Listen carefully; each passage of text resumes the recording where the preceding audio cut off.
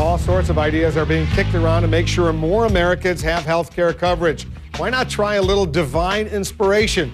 You could say that's what's going on in Philadelphia right now, where Christians are helping each other pay their doctor bills. Kate Baldwin is here with a story you'll see only here on CNN. Kate, what's going on? Well, you could call it healthcare plan based on a little bit of faith. It's a unique variation of a cooperative, and with co-ops making healthcare headlines lately, we just had to learn more.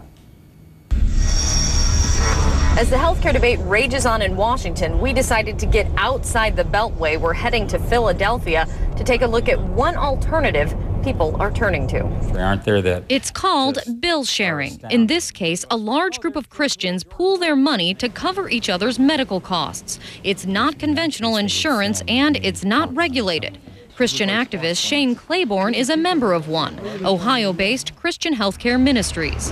One of the things I like about it is it's relational, and I can see exactly where my money's going. And I also wanted my money not to go to line some executives' pockets or buy yachts and Bentleys, but actually to go directly to meet the medical needs of folks that are really carrying those burdens.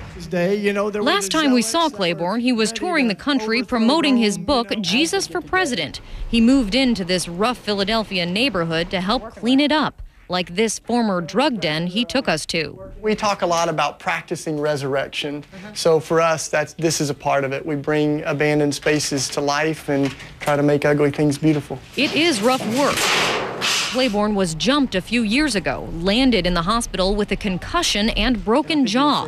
That's when his health care stepped in. So you get this bill for $10,000 or $12,000, and then we ended up paying like $6,000 of it. And because I had, thousands and thousands of people carrying that bill with me, I was able to just write, that we just wrote a check for it. The ministry negotiated directly with his doctors to lower the bill. Executive Director Howard Russell says the core of their success is the 20,000 members who've met conditions that include not smoking, being a Christian, and living by the Bible. If everybody in America had the provisions that our members have, there wouldn't be a health care crisis. It's like a healthcare cooperative, a community-based nonprofit organization owned by its members, a group that uses its strength in numbers to negotiate competitive rates with healthcare providers. And that's an idea gaining traction on Capitol Hill.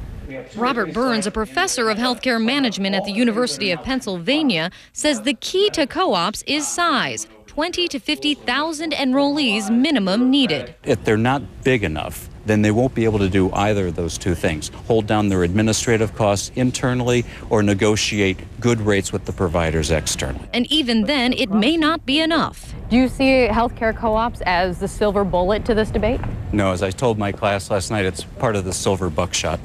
So one of many that needs to be done for reform. That's right. Claiborne agrees. His co-op may not suit everyone's healthcare needs, but he's hoping it at least forces Americans to think outside the box. I'm not here to endorse one particular project of this, but actually the vision of caring for each other in a way that we're able to provide health care for one another. So, Kate, if these healthcare cooperatives are already up and running, what would new legislation that's out there in Congress actually accomplish? Well, one thing they're talking about taking it to a national level, on a national scale, or to regional and state level, or a combination of both. Senator Kent Conrad, he's become a big proponent, big supporter of this. He sees cooperatives as the way to bridge the gap, appeal to both Democrats and Republicans to really get bipartisan reform done. He may be right. We'll see. Thanks very much. Good report, Kate Baldwin. A new